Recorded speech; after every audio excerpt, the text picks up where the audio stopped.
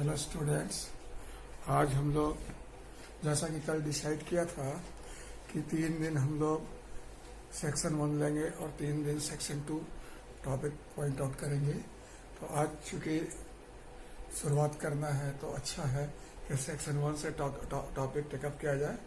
और कल मैंने आपको 20 टॉपिक सेक्शन 1 में और 20 टॉपिक सेक्शन 2 में बताया था कि इस बार एग्जाम पर्सपेक्टिव में ये टॉपिक इम्पॉर्टेंट है। तो पहला शुरुआत वहीं से आज हम कर रहे हैं और टॉपिक का नाम है लोक प्रशासन का अर्थ, विषय, क्षेत्र और महत्व। इस वर्ष भी जो बीपीएससी का एग्जाम लास्ट हुआ है उसमें भी क्वेश्चन आया, लेकिन थोड़ा क्वेश्चन को उन्होंने ट्विस्ट करके पूछा है।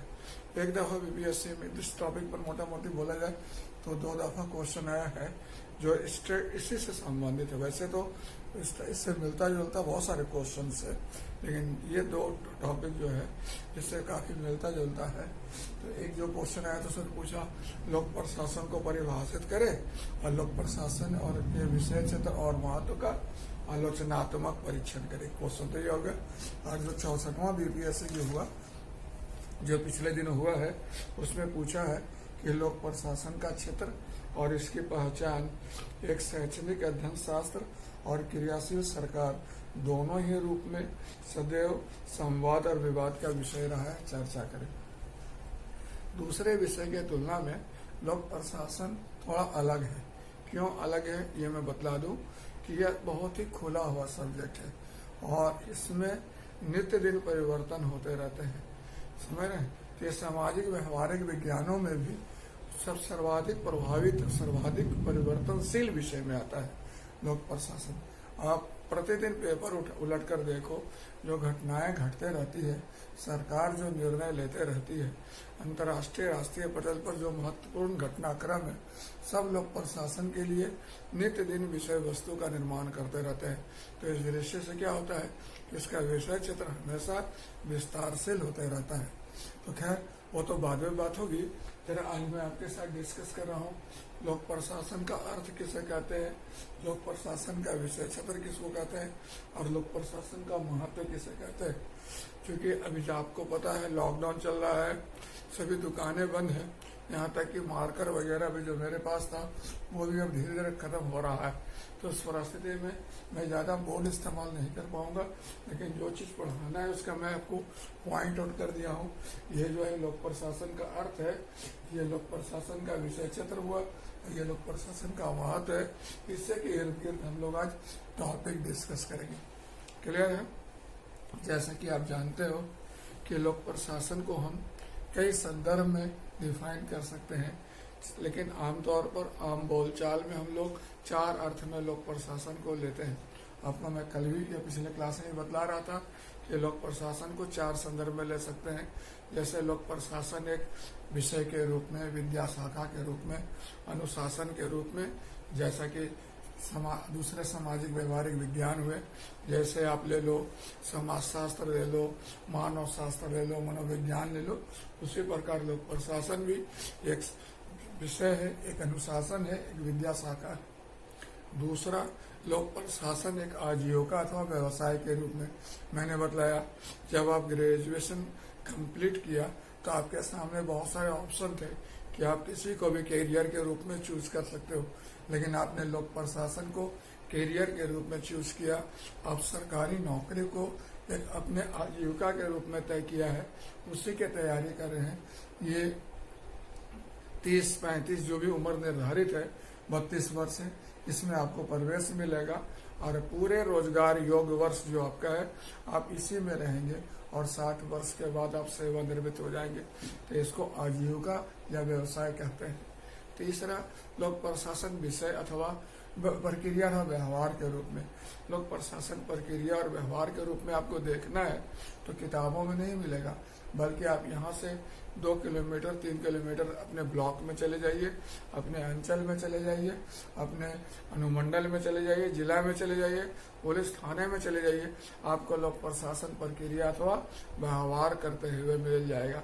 क्लियर है? और चौथा मैंने बताया कि यह सरकार का दृश्य भाग है या कार्यात्मक भाग है, यानी सरकार किसके माध्यम से काम करती है, प्रशासन के माध्यम से काम करती है। तो सरकार आपको कहीं नजर आएगी नहीं, उसके नुमाइंदे प्रशासन हर चौक चौराहे पर आपको नजर आ जाएंगे। जैसे आप यहाँ से किसी दूसरे देश में जाते हैं तो क्या आप सीधे वहां जाके सरकार से मुलाकात कर सकते हैं? बहुत मुश्किल। हाँ, प्रशासन तो आपको जैसे बॉर्डर पास पहुंचेंगे वहीं से प्रशासन का प्रभाव आपको दिखना शुरू हो जाएगा। तो लोक प्रशासन क्या हुआ? 4 पर्सपेक्टिव में हुआ। पहला हुआ विषय के रूप में, दूसरा हुआ आजीविका के रूप में, तीसरा प्रक्रिया के रूप में, और चौथा सरकार के दृश्य और कार्यात्मक भाग के रूप में। हम आपके साथ जो डिस्कस कर रहे हैं वह लोक प्रशासन को एक विषय के रूप में डिस्कस कर रहे हैं, एक अनुशासन के रूप में डिस्कस कर रहे हैं, विद्या शाखा के रूप में डिस्कस कर रहे हैं। क्लियर है? There is no confusion. लेकिन मैं विवेचना के क्रम में लोक प्रशासन को चारों संदर्भ में इस्तेमाल करूंगा जहां जैसा जरूरत हुआ। लेकिन मुख्य रूप से क्लासरूम में जो डिस्कशन होता है वह लोक प्रशासन प्रक्रिया के रूप में नहीं होगा, व्यवहार के रूप में नहीं होगा। वो तो वहां होगा जहां वह एक्चुअली होता है। थाना में मिलेगा, ब्लॉक में मिलेगा, अंचल में मिलेगा, अनुमंडल में मिलेगा, जिला में मिलेगा, यहाँ नहीं मिलेगा। ठीक है? तो हम लोग विषय के रूप में या फिर अनुशासन के रूप में देखते हैं। जैसा कि आप जानते हो, लोक प्रशासन, लोक और प्रशासन 2 शब्दों के योग से बना है। लोक और प्रशासन 2 शब्दों के योग से बना है। तो कभी कई दफा स्टूडेंट से पूछा जाता है, इंटरव्यू में भी आपसे पूछा जा सकता है कि अच्छा बतलाओ, प्रशासन ज्यादा व्यापक हुआ कि लोक प्रशासन ज्यादा व्यापक हुआ? तो याद रखें, प्रशासन ज्यादा व्यापक है, उसी में लोक जुड़ गया तो एक क्षेत्र निर्धारित कर दिया, उसी में निजी जुड़ गया तो एक अलग क्षेत्र बन गया। तो प्रशासन एक व्यापक अवधारणा है और उसी का एक घटक कौन हुआ? लोक प्रशासन हुआ। तो प्रशासन जैसे संस्कृत भाषा के प्रा और शास 2 शब्दों के योग से बना है। प्रा का अर्थ क्या होता है जानते हो? प्रा का अर्थ होता है श्रेष्ठ और शास का अर्थ होता है शासन करना, सत्ता का प्रयोग करना। इसका मतलब क्या हुआ? प्रशासन का अर्थ श्रेष्ठ ढंग से सत्ता का प्रयोग करना, शासन करना, कार्यों का प्रबंधन करना इत्यादि हुआ। प्रशासन का अंग्रेजी क्या होता है?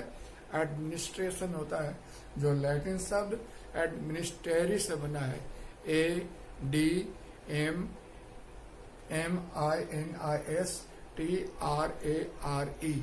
एडमिनिस्ट्रेरी से बना है। समझ रहे हैं? तो प्रशासन शब्द लैटिन शब्द किससे बना है? एडमिनिस्ट्रेरी से बना है, जिसका अर्थ होता है सेवा करना, प्रबंध करना, देखभाल करना इत्यादि। देखोगे बहुत सारे विचारक प्रशासन का परिभाषा भी दिए हैं, जैसे इयन ग्लेडन का परिभाषा देखोगे, फिर आप निग्रो का परिभाषा देख सकते हो, एल.डी. वाइट का परिभाषा देख सकते हो, लूथर गुलिक का परिभाषा देख सकते हो। तो डेफिनेशंस तो बहुत सारे, लेकिन आपको उसमें उलझना नहीं है, क्योंकि आपसे जब पूछा रहा है कि लोक प्रशासन को परिभाषित करे, तो फिर प्रशासन में अगर आप ज्यादा उलझ जाएंगे तो फिर लोक प्रशासन के साथ सही तौर पर न्याय नहीं कर पाएंगे।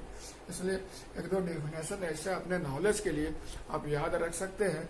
तो 2-3 डेफिनेशन जैसे मैं बोलूंगा, लूथर गुलिक का डेफिनेशन आपको याद रखना चाहिए, एल.डी. वाइट का डेफिनेशन याद रखना चाहिए, ग्लेडन का डेफिनेशन तो सुनने ही बहुत अच्छा लगता है कि प्रशासन शब्द जो होता है अपेक्षाकृत अधिक व्यापक और अलंकार युक्त है, परंतु इसका अर्थ बहुत ही सहज और सरल होता है। किसी कार्य को संपन्न करना, सेवा करना, प्रबंध करना, निर्दिष्ट लक्ष्य की प्राप्ति करना इत्यादि। समझ रहे? उसी प्रकार जो है लूथर गुलिक का परिभाषा देखोगे तो कहते हैं प्रशासन का संबंध दूसरों द्वारा निर्दिष्ट लक्ष्य की प्राप्ति कराए जाने में प्रयुक्त कार्यों से, यानी दूसरों से जो अगर आप कोई लक्ष्य प्राप्त कर रहे हो तो उस दूसरों से काम लेने में जो काम आप करोगे उसी को हम प्रशासन कहते हैं। क्लियर है? उसी प्रकार अगर आप एल.डी. वाइट का देखोगे कि एल.डी. वाइट कहता है कि प्रशासन किसी निर्दिष्ट लक्ष्य की प्राप्ति के लिए बहुत से व्यक्तियों के संबंध में समन्वय, निर्देशन और नियंत्रण की कला है। समझ रहे? निग्रो और पेफनर का डिफिनेशन देखोगे, प्रशासन जो है मतलब भौतिक संगठन और भौतिक और मानव संसाधनों का समूह है जो किसी निर्दिष्ट लक्ष्य की प्राप्ति के लिए। तो जितना डिफिनेशन आप पढ़ोगे 3-4 डिफिनेशन, सब में 3-4 चीज तो आपको मिलेगा कि प्रशासन वन मैन शो नहीं होता है, एक सामूहिक क्रियाकलाप होता है, एक समन्वित क्रियाकलाप होता है, एक और किसका उद्देश्य क्या रहता है, एक निर्दिष्ट लक्ष्य की प्राप्ति करना होता है। तो सभी डिफिनेशनों से दो चीज क्लियर हुआ कि प्रशासन एक सामूहिक क्रियाकलाप का नाम है और दूसरा इसका प्रयोजन किसी निर्दिष्ट लक्ष्य की प्राप्ति करना है। अब देखते हो प्रशासन एक सार्वभौमिक का उदाहरण है। हो सकता है आपके घर में भी प्रशासन हो, आपकी मम्मी का चलता हो, समझ रहे। बहुत सारे प्राइवेट ऑर्गेनाइजेशन में, बहुत सारे मोहल्ला में प्रशासन देखते हो, लोकल गुंडा लोग का भी चलते रहता है। तो प्रशासन एक सार्वभौमिक प्रक्रिया है या विभिन्न इंस्टीट्यूशनल सेटिंग में काम करता है और उस इंस्टीट्यूशनल सेटिंग के आधार पर हम लोग प्रशासन को कम से कम यहाँ दो वर्गों में बांट सकते हैं, जो सरकार हुआ और एक गैर सरकार हुआ। जो सरकार हुआ उसको आप लोग प्रशासन कह दो और जो उधर हुआ उसको निजी प्रशासन कह सकते हो। यानी कि जो सरकारी सेटअप में काम करता है, जो राजनीतिक प्रणाली में काम करता है, समझ रहे, उसको हम लोग प्रशासन कहते हैं। और जो गैर राजनीतिक प्रणाली में, गैर राजकीय स्वरूप में, निजी हाथों में, निजी क्षेत्र में काम करता है, उसको हम लोग क्या कहते हैं, निजी प्रशासन कहते हैं। तो लोक प्रशासन जब आप बोलते हो तो इसमें 3-4 चीज अपने आप समझ में आया था कि लोक प्रशासन आइसोलेशन में तो काम करता नहीं होगा, ये एक राजनीतिक प्रणाली के अधीन काम करता है, उसी के नेतृत्व में काम करता है, वही उसके लक्ष्य, उद्देश्य इत्यादि को क्या करता है, निर्धारित करता है। फिर दूसरा क्या देखोगे, प्रशासन का ढांचा कैसा रहता है। प्रशासन का ढांचा अधिकारी तंत्रीय रहता है, नौकरशाही स्वरूप का होता है, पद के अनुसार लोग काम करते हैं। तो नौकरशाही का ढांचा होगा, लोक प्रशासन का ढांचा नौकरशाही वाला होगा और लोक प्रशासन का उद्देश्य क्या होगा, लोकत्व की प्राप्ति करना। एक व्यक्ति के उद्देश्य की प्राप्ति करना नहीं, बल्कि पूरे समूह, पूरे समाज के उद्देश्य की प्राप्ति करना होता है। क्लियर है। तो लोक प्रशासन हुआ सरकारी प्रशासन, लोक प्रशासन हुआ राजकीय प्रशासन। क्योंकि लोक प्रशासन में जो लोक शब्द होता है ना, आमतौर पर सरकार के लिए प्रयुक्त होता है। क्योंकि लोक प्रशासन विश्व के सभी देशों में, अगर आप बोलोगे कि लोक प्रशासन में लोक का मतलब जनता होना चाहिए, यस, आप बिल्कुल सही हो कि लोक प्रशासन में लोक का मतलब जनता होना चाहिए, लेकिन लोक प्रशासन के संदर्भ में नहीं। क्योंकि जैसे आप ले लो UAE ले लो या फिर भूटान ले लो, वहां भी लोक प्रशासन है, लेकिन वहां लोक प्रशासन का मतलब राजा या नरेश का प्रशासन हो गया। UAE में चले जाओ तो शेख सुल्तान उनका प्रशासन हो गया। तो जहाँ आदर्श लोकतंत्र होगा, जैसे स्विट्जरलैंड ले लो या कुछ उसी तरह का फिनलैंड और नॉर्वे जैसे देश ले लो, तो वहाँ लोक प्रशासन का मतलब जनता हो सकता है। लेकिन इन जनरल लोक प्रशासन का मतलब सरकारी प्रशासन होता है, राजकीय प्रशासन होता है, जिसमें नागरिक महत्व के कार्यों का निष्पादन होता है। तो लोक प्रशासन का जब आप शुरुआत करोगे तो दो डिफिनेशन इसमें भी आपको देखना चाहिए। जैसे सबसे इम्पोर्टेंट डिफिनेशन किसका होगा, तो सबसे इम्पोर्टेंट डिफिनेशन होगा वुडरो विल्सन का। वुडरो विल्सन लोक प्रशासन के जनक है, उनका डिफिनेशन बहुत मायने रखता है। उसके बाद LD वाइट का ले लो, फिर उसके बाद लूथर बुर्ली का ले लो, साइमन का ले लो, निगरो, बहुत सारा डिफिनेशन है। और मैं तो ये बोलूंगा ज्यादा डिफिनेशन के चक्कर में नहीं रखना, मतलब चूंकि आप इसके स्टूडेंट है और आपके पास कम से कम इतना नॉलेज तो होना चाहिए कि एक सिविल सर्विस का तैयारी करने वाले स्टूडेंट से उम्मीद की जाती है तो कसम 2-4 परिभाषा आपको याद होना चाहिए। जैसे आप मेरे से पूछो LD वाइट, पहले तो इसका डिफिनेशन बतलाइए वुडरो विल्सन का। तो वुडरो विल्सन के अनुसार क्या है, लोक प्रशासन का मतलब क्या, लोक प्रशासन का अर्थ क्या होता है, विधि का क्रमबद्ध और व्यवस्थित क्रियान्वयन। क्लियर है, विधि का क्रमबद्ध और व्यवस्थित क्रियान्वयन की प्रक्रिया को हम लोक प्रशासन कहते हैं। उसी प्रकार आप LD वाइट का डिफिनेशन दो तो क्या कहते हैं, लोक प्रशासन के अंतर्गत वे सभी क्रियाकलाप सम्मिलित होते हैं जिसका उद्देश्य किसी निर्दिष्ट लक्ष्य की प्राप्ति करना होता है। क्लियर है, किसी निर्दिष्ट लक्ष्य की प्राप्ति करना होता है। उसी प्रकार अगर आप निगरों का परिभाषा ले लें तो लोक प्रशासन का संबंध सरकार के अंग और उनके बीच अंतः क्रिया से है। अगर आप इसमें पीफनर का डिफिनेशन ले लीजिए तो लोक प्रशासन का अर्थ है सरकार का काम करना, फिर वह काम चाहे स्वास्थ्य प्रयोगशाला में एक्सरे मशीन संचालित करने का या टकसाल में सिक्का डाल देगा। तो जितने डिफिनेशन है ना, आप 2-4 डिफिनेशन देते। कौन कौन definition, Woodrow Wilson number 1, number 2 आप वुड रेवोल्यूशन के बाद एक डिफिनेशन रख लो एल.डी. वाइट का, साइमन का, फिर निग्रो का, फिर आप ले लो साइमन, निग्रो और एक ले लो मार्शल डिमॉक का ले लो, या फिर डिवाइट वाल्डो का ले लो। एक डिफिनेशन काफी है, समझ रहे? इतना 4-5 डिफिनेशन में से आपको याद रखना चाहिए। क्वेश्चन कभी कभी डायरेक्ट आ जाते हैं उससे से, तो अगर आपको पता रहेगा कि डिफिनेशन किसने दिया है तो आपके लिए उत्तर लिखना आसान हो जाएगा, ठीक है ना। तो इसलिए डिफिनेशन 4-5 आपको रटना ही रटना है। मैं किताब नोट्स में आपको मिल जाएगा, किताबों में मिल जाएगा, आप किताब से आउटसोर्स कर सकते हैं, तो कोई दिक्कत नहीं है, लेकिन डेफिनेशन रट जाइएगा, ठीक है। अब बहुत सारे डिफिनेशन जब आप रटेंगे तो फिर अपने एक परिभाषा बनाएंगे।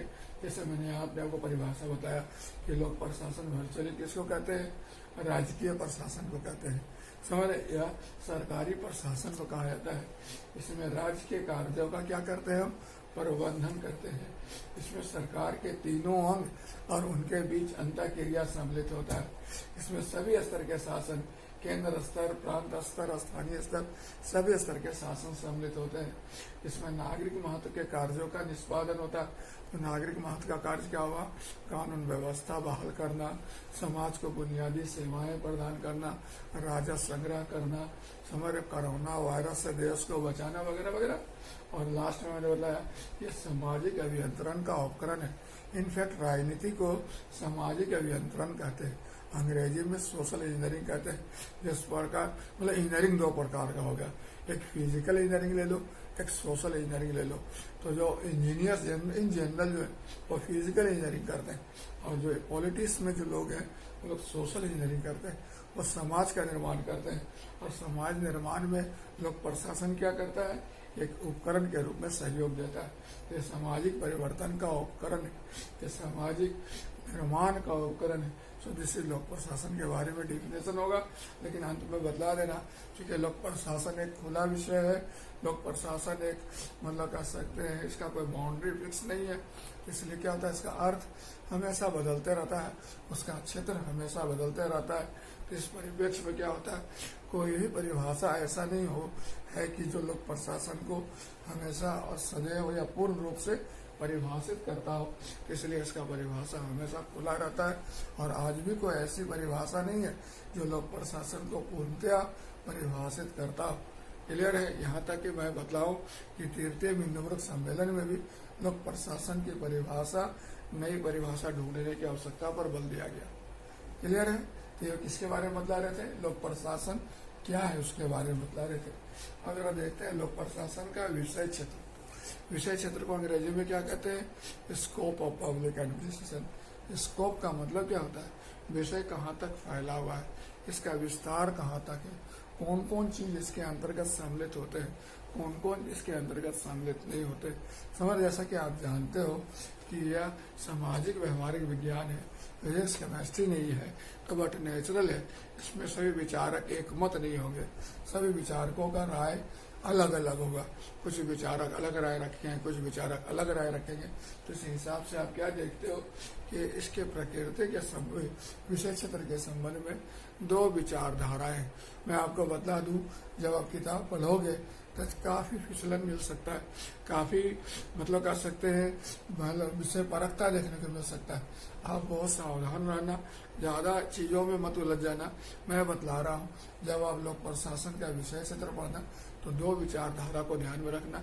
एक विचारधारा का नाम है पोस्टकॉर्म विचारधारा और दूसरे का नाम है विषय वस्तु विचारधारा। इसी दोनों पर फोकस करके अपने आंसर को आगे बढ़ाना। समझ, पोस्टकॉर्म विचारधारा है, पुराना विचारधारा है। इसके प्रतिपादक कौन है, लूथर गोलिक है। और यह विचारधारा कहता है कि लोक प्रशासन 7 तत्वों से बना है, जिसको पोस्टकॉर्म कहते हैं। दूसरे शब्दों में लोक प्रशासन के विषय क्षेत्र के अंतर्गत में ये 7 तत्व आते हैं। तो 7 तत्व को पोस्टकॉर्म कहते हैं। पोस्टकॉर्म 7 तत्व कौन कौन हुआ, पी मतलब प्लानिंग यानी योजना बनाना, ओ ऑर्गेनाइजिंग यानी संगठित करना, एस स्टाफिंग यानी कर्मचारी की व्यवस्था करना, डी डायरेक्टिंग मतलब निर्देश देना, सीओ कोऑर्डिनेटिंग यानी समन्वय करना, आर रिपोर्टिंग अर्थात प्रतिवेदन देना, और बी मतलब बजटिंग यानी बजट बनाना। इसमें बाद में लोग कहते हैं कि लूथर गोलिक ने एक शब्द और जोड़ा, तो उसमें ई जोड़ दिया। पोस्टकॉर्म में POSD CORB होता है ना, POSDECORB, और ई का मतलब क्या कहते हैं मूल्यांकन के उन्होंने जोड़ा, लेकिन यार बहुत सारे किताबों में नहीं मिलता है। तो इसलिए आप इस तरह का चीज को लिखने के पहले एग्जामिन कर लिए, क्रॉस एग्जामिन कर लिए, क्योंकि हो सकता है आप जो लिख रहे हैं वह सबको पता ना हो या सही ना हो, तो उस परिस्थिति में फंसने का चांस रहता है। इसलिए आपको वही चीज लिखना चाहिए जो सब जगह वैलिड है और जिसमें कोई एकमत, कोई सर्वसम्मति बना हुआ है। तो पोस्ट को समझ में आया कि ये विचारधारा कहता है कि लोक प्रशासन का विषय क्षेत्र पोस्टकर तक फैला हुआ है। Planning, organising, staffing, directing, coordinating, reporting, budgeting तक फैला हुआ है। क्लियर है? ये विचारधारा बहुत दिनों तक व्यवहार में रहा और लोक प्रशासन के विषय क्षेत्र को सामान्य तौर पर बेहतर ढंग से परिभाषित भी करता है। लेकिन दिक्कत क्या है कि इसमें विषय वस्तु बच पर तो विचार होता नहीं, और दूसरी बात जो होता है ना, ये कोई लोक प्रशासन का कोई कंप्लीट परिभाषा नहीं दे पाता। इसलिए इस विचारधारा के साथ साथ कालक्रम में दूसरा विचारधारा भी डेवलप हुआ और उस विचारधारा का नाम है विषय वस्तु विचारधारा। अंग्रेजी में उसको कहते हैं सब्जेक्ट मैटर व्यू। समझ रहे? नाम से ही पता लग रहा। ये विचारधारा कहता है कि लोक प्रशासन के अंतर्गत विभिन्न प्रकार के कार्य संपन्न होते हैं। लोक प्रशासन के अंतर्गत विभिन्न प्रकार के कार्य संपन्न होते हैं और सभी कार्यों का विषय वस्तु क्या होता है, अलग अलग होता है। जैसे सपोज करो लोक प्रशासन में प्रतिरक्षा भी होता है, कानून व्यवस्था भी होता है, राजस्व संग्रह कार्य भी होता है, कल्याण कार्य भी होता है, ग्रामीण विकास भी होता है, नगरीय विकास भी होता है। तो सबका विषय वस्तु एक जैसा रहता है? बिल्कुल नहीं, सबका विषय वस्तु अलग अलग होता है और जैसा विषय वस्तु होगा उसी अनुसार इसका पोस्ट कोड भी अलग अलग होगा। एक जैसा पोस्ट कोड सब में वैलिड नहीं होता है कि जैसे पुलिस का जो प्लानिंग होगा वही ग्रामीण विकास का भी होगा, वही शिक्षा विकास का, शिक्षा विभाग का होगा, ऐसा नहीं। पुलिस का प्लानिंग अलग होगा, शिक्षा विभाग का प्लानिंग अलग होगा, ग्रामीण विकास विभाग का प्लानिंग अलग होगा। जिस उदाहरण के तौर पर पुलिस जो प्लानिंग करेगी उसके तहत होगा अपराध दर को कितना कम रखना है, कितना गिरफ्तारी करना है, कितना थाना बनाना है, कितना चौकी बनाना है, वगैरह वगैरह। और जो शिक्षा विभाग प्लानिंग करेगी, कितने बच्चों को घर से बाहर निकालना है, स्कूल में दाखिला कराना है, शिक्षा के दर को ऊंचा उठाना है, समझ देश को साक्षर बनाना है, वगैरह वगैरह। तो दोनों का उद्देश्य अलग होता है, दोनों का प्लानिंग अलग होगा, दोनों का ऑर्गेनाइजिंग अलग होगा, दोनों का पोस्ट कोड अलग होगा। हमारे पास दो विचारधारा हो गया, एक को हम लोग कहते हैं पोस्ट कोड विचारधारा और दूसरे को कहते हैं विषय वस्तु विचारधारा। ये दोनों विचारधारा एक दूसरे के विपरीत नहीं है बल्कि एक दूसरे के पूरक है और दोनों मिलकर ही लोक प्रशासन के अध्ययन के उपयुक्त विषय वस्तु का निर्माण करते हैं। जैसे विषय वस्तु विचारधारा है वह विषय के ज्ञान से संबंधित है समझ, और जबकि पोस्ट कोड विचारधारा वह तकनीक से संबंधित है, प्रबंध के तकनीक से संबंधित है। सरल शब्दों में देखा जाए तो विषय वस्तु विचारधारा प्रशासन के क्या पद से संबंधित है और विषय वस्तु पोस्ट कोड विचारधारा के कैसे पद से संबंधित है। यानी क्या और कैसे, ये दोनों जो है ना, मतलब कह सकते हो कैंची के दो फलक के समान है, दो धार के समान है और दोनों मिलकर ही कैंची नुमा अवधारणा को प्रभावी बनाते हैं, प्रशासन को प्रभावी बनाते हैं। तो एकीकृत विचारधारा पोस्ट कोड विचारधारा और विषय वस्तु विचारधारा दोनों मिलकर ही लोक प्रशासन के विषय वस्तु को उपयुक्त या पूर्ण बनाते हैं। से दोनों विचारधारा को हम लोग कैंची के दो फलक जैसा मानते हैं। जैसा कि आप देखते होंगे मार्शल इडीमॉक लोक प्रशासन का डिफिनेशन दिया है, उसने क्या बताया कि प्रशासन का संबंध सरकार के क्या और कैसे से, सरकार का संबंध किससे है, लोक प्रशासन का संबंध सरकार के क्या और कैसे। तो क्या मतलब क्या हुआ, विषय वस्तु का ज्ञान हो गया और कैसे का ताल्लुकात क्या हुआ, प्रबंध के तकनीक से हो गया। इस प्रकार ये दोनों विचारधारा मिलकर लोक प्रशासन के विषय क्षेत्र को उपयुक्त बनाते हैं। जैसा कि हम आपको बताया कि लोक प्रशासन का विषय क्षेत्र जो होता है वह स्थिर नहीं रहता है, वह समय अंतराल में बदलते रहता है। जैसे आज से करीब 3-4 महीना पहले भी कोई कोरोना वायरस के बारे में जाना था, नहीं जाना था, लेकिन हो सकता है 10-1 साल में, 2 साल के बाद में हम लोग जब स्वास्थ्य प्रशासन पढ़ेंगे उसमें कोरोना वायरस भी पढ़ेंगे। होता है कि नहीं होता है। तो उसी प्रकार पहले आपदा प्रबंधन के बारे में नहीं उतना पढ़ाई होता था, क्यों उतनी आपदाएं आती नहीं थी। लेकिन पिछले दिनों इतने ज़्यादा आपदा हैं, एक अलग से आपदा प्रबंधन विभाग ही बना दिया गया। उसी प्रकार ई शासन का एप्लीकेशन 90 के दशक में बढ़ा, तो लोक प्रशासन में नया चित्र बना, ई शासन बढ़ा। तो आमतौर पर लोक प्रशासन का जो विषय क्षेत्र होता है उसमें हम सामान्य प्रशासन, संगठन को ले लो, कार्मिक प्रशासन को ले लो, वित्त प्रशासन को ले लो, तुलनात्मक लोक प्रशासन, विकास प्रशासन, लोक नीति, आपदा प्रबंधन, ई शासन और भी बहुत सारा चीज को शामिल कर सकते हो। और ये बढ़ने वाला क्रम है, ये बढ़ता केवल इस तरफ भी नहीं बल्कि इस तरफ भी बढ़ता है कि हम लोग कालक्रम में मात्रात्मक और गुणात्मक दोनों रूप से विस्तार करते जाते हैं। इस दृष्टि से लोक प्रशासन क्या है, विषय क्षेत्र में क्या है, हमेशा विस्तारशील है। इसका विषय क्षेत्र स्टैटिक नहीं हो सकता, इसका विषय क्षेत्र सीमित नहीं हो सकता, इसके विषय क्षेत्र को शब्दों में परिभाषित करना संभव नहीं हो सकता। ये हमेशा क्या होता है, बदलते रहता है, विस्तारित होते रहता है। तो इस दृष्टि से यूपीएससी में एक दफा क्वेश्चन भी आया था कि लोक प्रशासन का विषय क्षेत्र क्या होता है, सदैव विस्तारशील होता है। तो आप ये बतला सकते विस्तारशील क्यों होता है, क्योंकि पर्यावरण में हमेशा परिवर्तन होते रहता है, परिस्थिति में हमेशा परिवर्तन होते रहते हैं। नया नया चुनौती, नए नए मुद्दे, नए नए विषय उभरते रहते हैं और उनको एड्रेस करने के लिए उपयुक्त प्रशासन और उसमें समायोजन की आवश्यकता होती है। इस कारण इस विषय क्षेत्र में हमें जैसे आपको भी अपने आपदा प्रबंधन, ई शासन और आप देखो स्वास्थ्य प्रशासन भी एक नया दिनों में जुड़ने वाला है, हो सकता है वो भी आपको पढ़ाया जाएगा। समझ, क्योंकि जिस तरह से ये ग्लोबल कंसर्न बनता जा रहा है। क्लियर है? So this is basic point. अब हम लोग देखते हैं लोक प्रशासन का महत्व।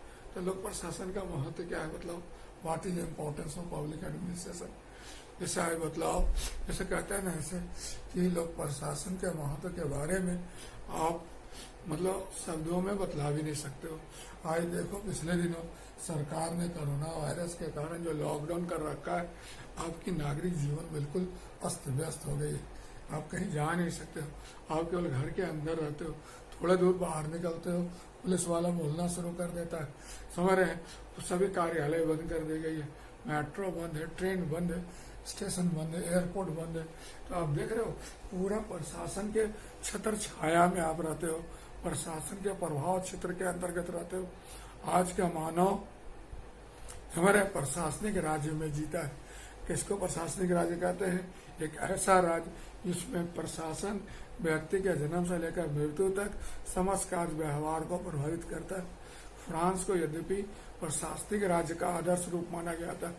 फ्रांस में कहा जाता है कि एक व्यक्ति का जन्म फ्रांस के सरजमी में पैदा लेना मात्र हो जाता है, बाकी वहाँ सभी रिस्पॉन्सिबिलिटी वहाँ राज्य द्वारा संभाल लिया जाता है। समझ रहे?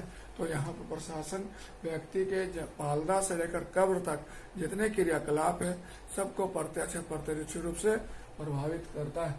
तो प्रशासन का, लोक प्रशासन के महत्व को शब्दों में परिभाषित करना आज के तारीख में रियली बहुत डिफिकल्ट होता जा रहा है।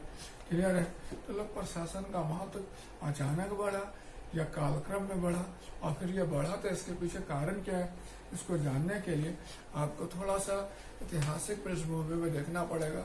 आप देखते हो औद्योगिक क्रांति को एक बहुत बड़ा ऐतिहासिक परिवर्तन था, जिसने विश्वव्यापी स्तर पर जो बदलाव का शुरुआत किया आज भी जारी है।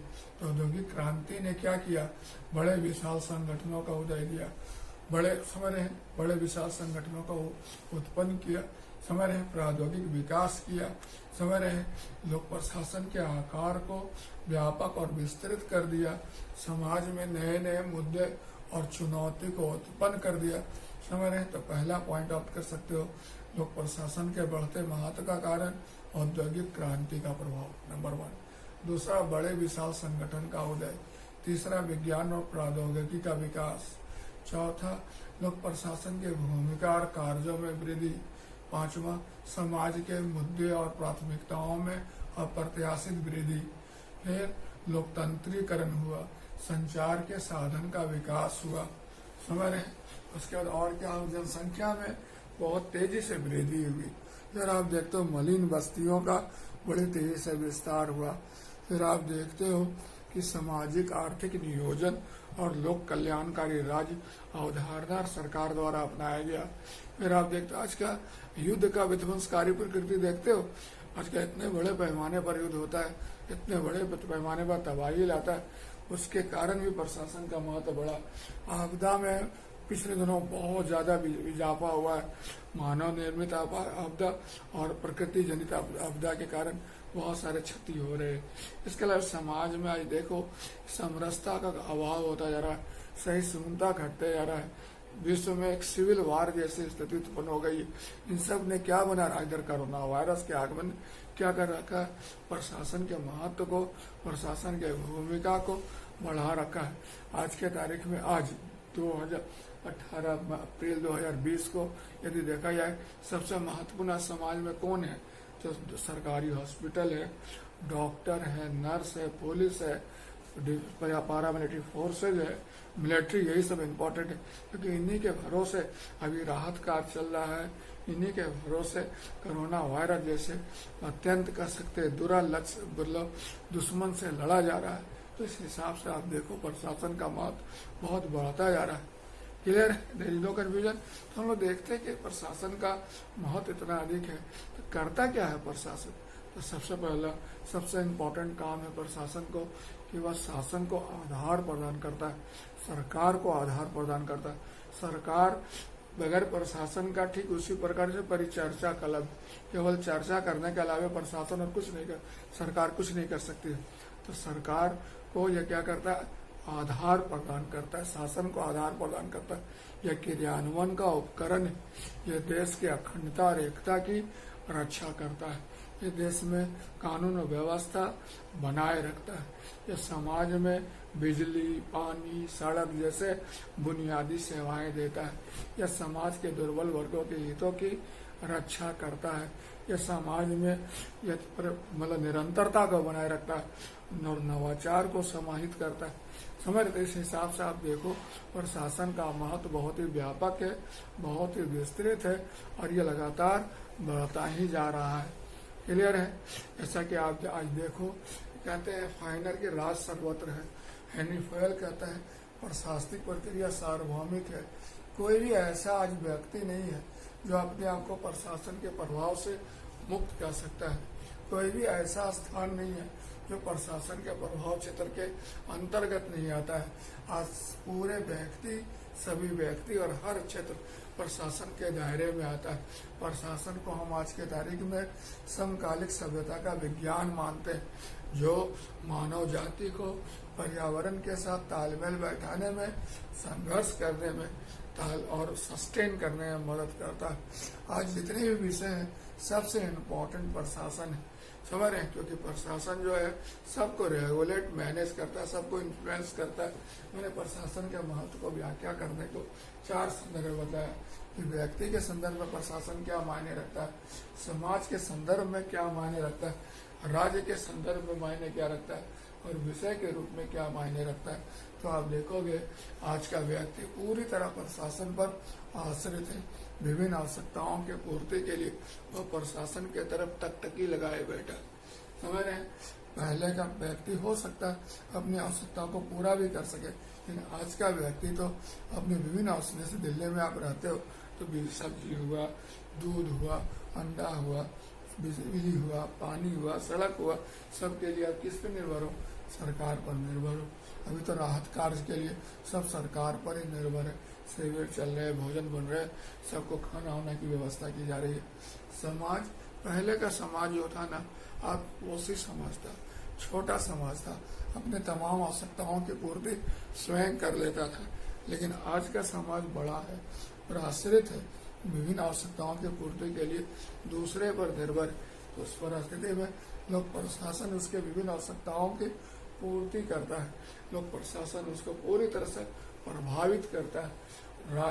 राज्य का मतलब स्टेट हुआ, देश हुआ, उसका तो अखंडता, एकता, उसका बुनियादी मतलब अस्तित्व को बनाए रखने में लोग प्रशासन महत्वपूर्ण भूमिका निभाता है। अगर प्रशासन कमजोर पड़ गया तो राज्य भी कमजोर पड़ जाएगा। इसलिए देखोगे लोग प्रशासन हर जगह बेहतर बनाने का कोशिश किया जाता है। अभी जैसे देख रहे हो प्रधानमंत्री बार बार इस बात का आह्वान कर रहे हैं कि जो सुरक्षा कर्मी हैं, जो पुलिस जवान हैं, जो स्वास्थ्य कर्मी हैं, सबको सम्मान दीजिए, सबको कार्य में सहयोग दीजिए, सबको आप हौसला अफजाई करिए, ताकि यह बेहतर रहेगा तभी राज्य बेहतर होगा। ये कमजोर हो गया तो राज्य भी कमजोर हो सकता है।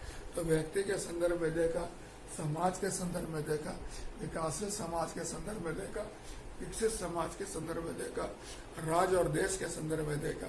जब विषय इतना महत्वपूर्ण है तो विषय के रूप में तो महत्वपूर्ण होना ही है।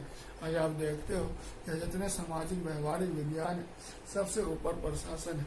समझ जितने लोग इंजीनियरिंग मेडिकल सब छोड़कर इसको ज्वाइन करने आते हैं, समझ सब लोग प्रशासन का हिस्सा बनना चाहते हैं। समझ रहे, क्योंकि ये सबको प्रभावित करता है। समझ रहे, आज मैं आपको बतला दूं कि अगर आपका दिल में ख्वाहिश है कि मैं नागरिक जीवन को प्रभावित करना है मुझे, तो इससे बढ़िया अपॉर्चुनिटी आपको कोई नहीं देता। आप अभी देख ले, जितने समाज के जितने लोग हैं, बुद्धिजीवी लोग हैं, शिक्षाविद लोग हैं, वैज्ञानिक में और बहुत सारे लोग, सब अभी घर पर बैठे हुए और केवल प्रशासन का अधिकारी अभी काम पे लगा हुआ है और नागरिक जीवन को प्रभावित कर रहा है। तो आज के दायरे के प्रशासन के महत्व को शब्दों में परिभाषित करना बहुत ही मुश्किल है व्यवहारिक परिप्रेक्ष्य में, क्योंकि इसका महत्व इतना ज्यादा है। इसलिए विषय के रूप में भी इसका महत्व निरंतर बढ़ता जा रहा है। लेकिन जैसा कि आप जानते हो कि महत्व तो है, लेकिन इसके सामने दबाव भी बहुत ज्यादा है, चुनौती भी बहुत ज्यादा है। इसके पास संसाधन कम है, इससे लोग की उम्मीदें ज्यादा है, प्रत्याशा ज्यादा है। इसके अलावा और आप देखते हो कि इसके समक्ष विभिन्न प्रकार के बाह्य और आंतरिक दबाव रहते हैं, चुनौती रहते हैं, हस्तक्षेप होते रहता है। समझ रहे हैं, तो उस पर लाल फीताशाही है, कुछ संस्थागत परिसीमाएं हैं। इस कारण क्या होता है, लोग प्रशासन को सदैव दबाव में काम करना होता है, विभिन्न परिसीमाओं के दायरे में काम करना होता है। इसे एक तरफ अपनी क्षमता को सुधारना होता है, वहीं दूसरी तरफ जन आकांक्षाओं के कसौटी पर खरा उतरना होता है। तो उस हिसाब से आज देखा जाए समाज में सबसे ज्यादा दबाव झेलने वाला यदि कोई है तो प्रशासन है।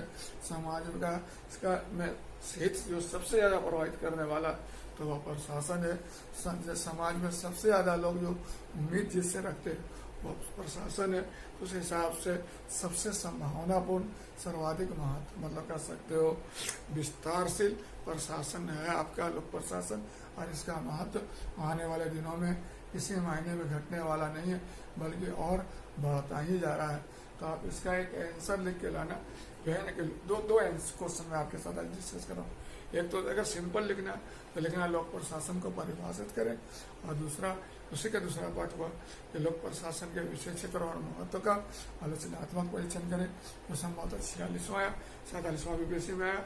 और इस बार जो क्वेश्चन आया कि लोक प्रशासन का पहचान, लोक प्रशासन का क्षेत्र दोनों रूप में, विषय के रूप में और व्यवहार के रूप में हमेशा डिबेटेबल है। डिबेटेबल इसलिए इसमें हमेशा कुछ ना कुछ परिवर्तन होते रहता है, हमेशा कुछ न कुछ इजाफा होते रहता है, हमेशा कुछ न कुछ विस्तार होते रहता है। इस कारण इसका विषय क्षेत्र और इसका प्रकृति पहचान हमेशा बदलते रहता है। समझ रहे हैं, हमेशा चर्चा में रहता है।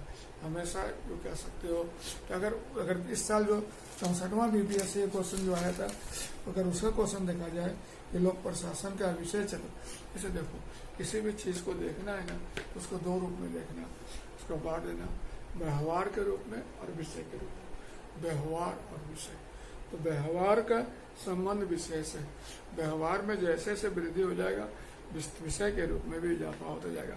और व्यवहार का ताल्लुकात किससे, पर्यावरण से, परिस्थिति से, और परिस्थिति पर्यावरण में हमेशा परिवर्तन होते रहता है। इस कारण क्या होता है कि व्यवहार में परिवर्तन होते रहता है, और व्यवहार में परिवर्तन होने के नाते विषय के रूप में भी इसमें हमेशा बदलाव आते रहता है। इसलिए इसका स्वरूप बदलते रहता है। जैसे शुरू का कलेक्टर और अभी का कलेक्टर, दोनों पहले कलेक्टर का पहचान बदलाव और अभी कलेक्टर का पहचान बदलाव, दोनों फर्क होगा। अंग्रेज काल में, ब्रिटिश काल में कलेक्टर जो था ना एकदम घोड़ा पे चलता था, हैट लगाता था, राइफल रखता था और बड़ा महत्वपूर्ण डैशिंग हीरो आज का कलेक्टर मैनेजर के रूप में ज़्यादा काम करता है, चीफ एग्जीक्यूटिव ऑफिसर के रूप में काम करता है। समझ रहे हैं? ओवर, पहले का कलेक्टर उतना ओवर बर्डन नहीं था, आज का कलेक्टर बहुत ओवर बर्डन। समझ रहे हैं? पहले लोग प्रशासन से उतनी उम्मीदें नहीं रखते थे, आज लोग प्रशासन से बड़ी उम्मीदें रखी हुई है। पहले प्रशासन अपना काम को करता भी नहीं था, आज प्रशासन बहुत ज़्यादा कार्यों को भी करता है। तो इस हिसाब से इसका स्वरूप, विषय क्षेत्र हमेशा डिबेटेबल रहता है, हमेशा चर्चा में रहता है, हमेशा संवाद विवाद चलता रहता है। दिस इज बेसिक पॉइंट, याद रहेगा, देयर इज नो कन्फ्यूजन। तो ठीक है, जैसे अभी देखो ना, हाल ही में आज मैं देख रहा था, इस उदाहरण के तौर पर पिछले दिनों कोरोना वायरस की वजह से लोग प्रशासन पर बहुत सारी टीका टिप्पणी हुई, बहुत सारा आक्षेप लगा कि आपने इतने बड़े पैमाने पर कैसे बंदी का घोषणा कर दिया, आपने क्या रक्षा उपाय किया, आपने खाने पीने की व्यवस्था कैसे क्यों नहीं की, आपने इतने लोगों का पलायन रोकने के लिए क्या उपाय किया। अभी कल ही सुप्रीम कोर्ट का फैसला है कि जो बाहर फंसे हुए लोग हैं उनको के लिए क्या किया जाए। तो देख रहे हैं आप कि चूंकि सरकार हमेशा दबाव पर रहती है, इतना प्रेशर है, इतना चैलेंजेस है कि लोग प्रशासन का प्रशंसा होना और आलोचना होना तय है।